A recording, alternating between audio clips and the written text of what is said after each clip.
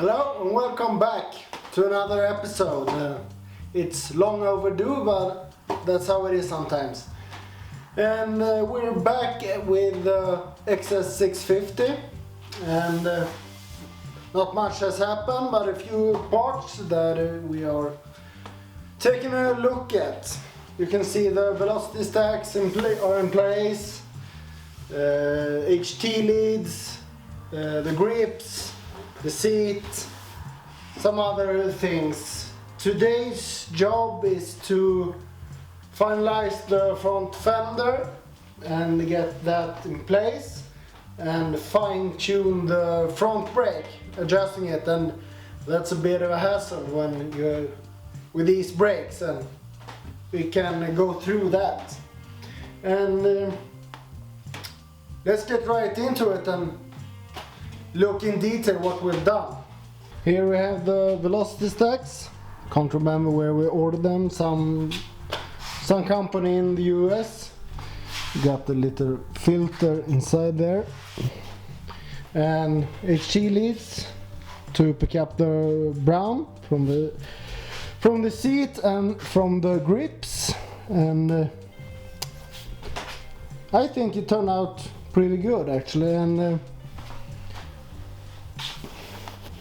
I think the pattern on the seat will match the rest of the bike, and yeah, color wise it's not finished, as you can see.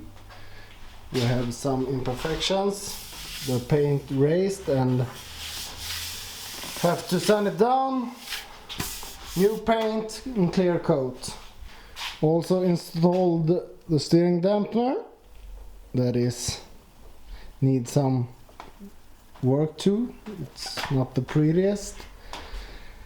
And here, as you can see, the front fender is not in place. I have to shorten the screws, and I've just made some washers to the front. Yeah, you will see later. And then adjusting the brakes, and as you can see, it takes some time and it's a tedious job, but more on the brakes later. So this is the front fender, and what we have to do with this is to brush it up so that matches the brackets, and I think the brackets turn out pretty good. It's the same design on the SR500. We have to get this, run it out, taken down.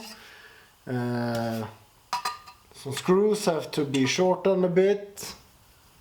And yeah, it's just minor details. So let's get cracking.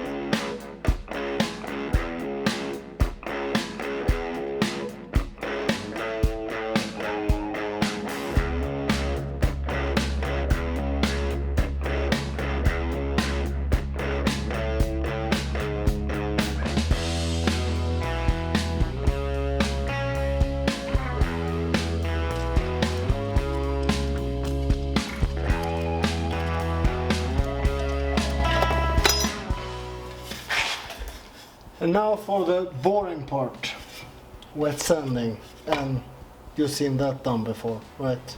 So on second thought, as you can see, I brushed it and I think it looks much better.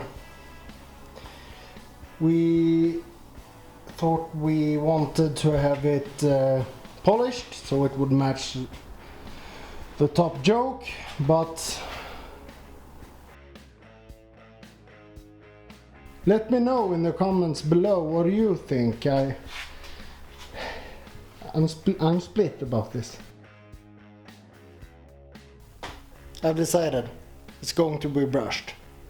So let's brush the mounts and put it on. Let's see how it looks. Hate that shit.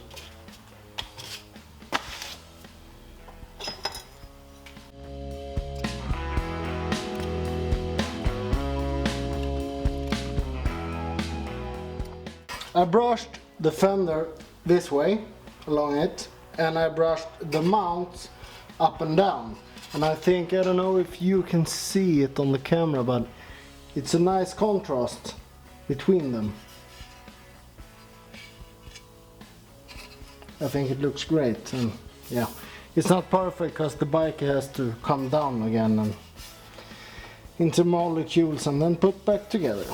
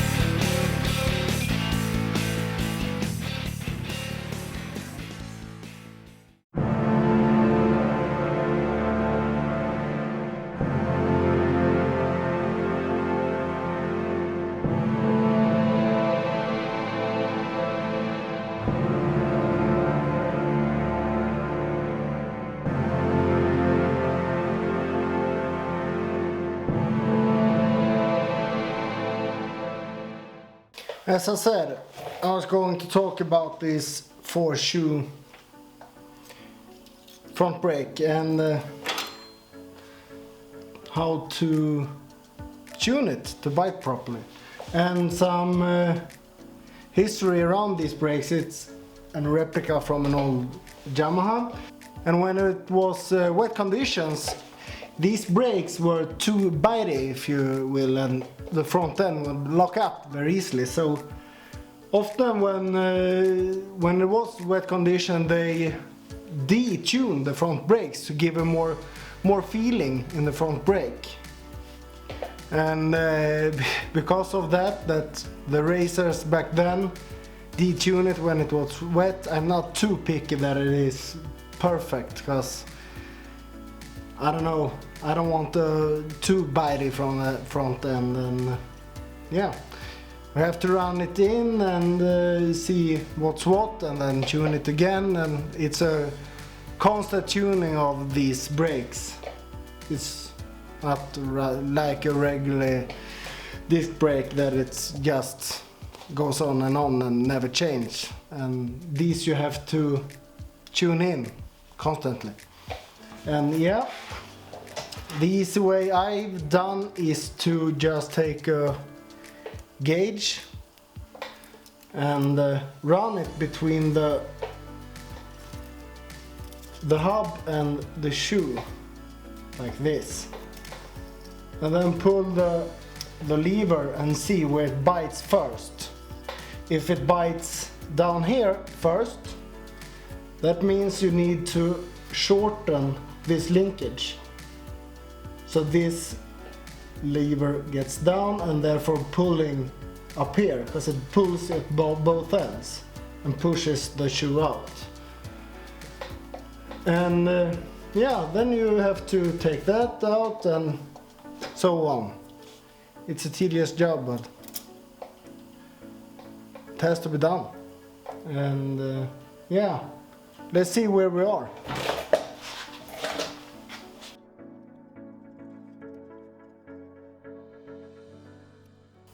So, if you can see this, I can move it all along. That means that it's biting on the other side. And to do that, I just turn this to make it bite sooner. This is really sloppy.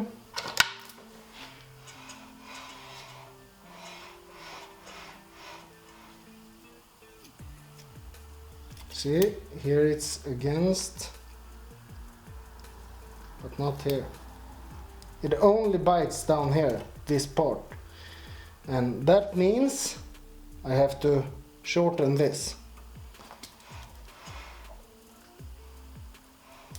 Let's see how hard I have to pull the lever to get it to bite up here.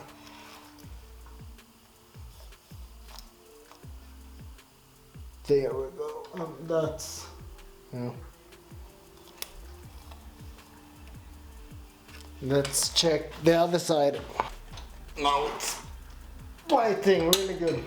And yeah, back to the other side.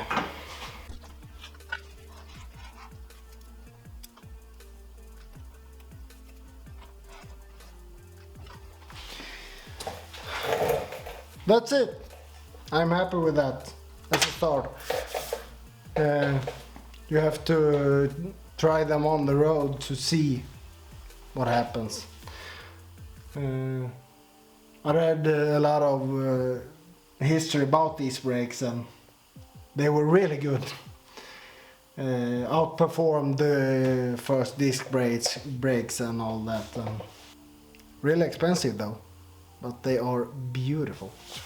That's it for this episode. Keep an eye out for upcoming videos. I've ordered a new front end to the XS400 that has a 450 Honda dirt bike engine in it, and should be here shortly. It's from an Aprilia 125 RS, so it will be a big upgrade to that bike, and it's a yellow one in the corner right there.